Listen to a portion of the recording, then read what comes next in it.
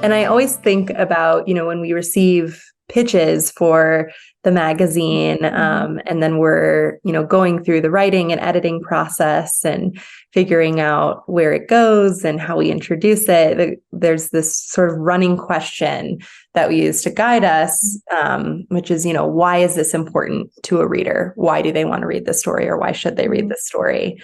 And I'm really interested to hear with this particular story. You even mentioned I don't always go on these visits when I get these invites, and you went on this one and you wrote a really fabulous story about this very classically Montana issue. Why should people read this? Why is this important to our readership? Wow, that's a big question.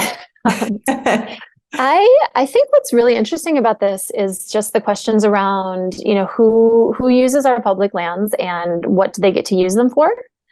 So, as something that the National Forest holds, I mean, the OTO Ranch sort of belongs to all of us.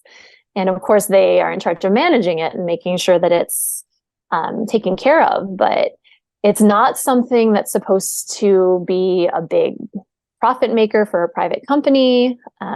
There are ranches that operate on other public lands, and this isn't the first time this has ever happened, but you have some questions of, what's the best use of this beautiful spot? It's got real historic significance. It's also got wildlife habitat significance.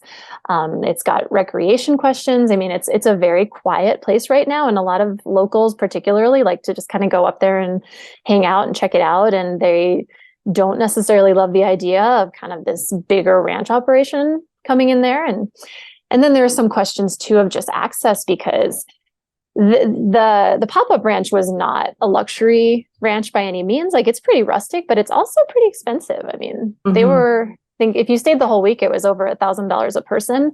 And that's, not everyone is going to be able to do that. Right.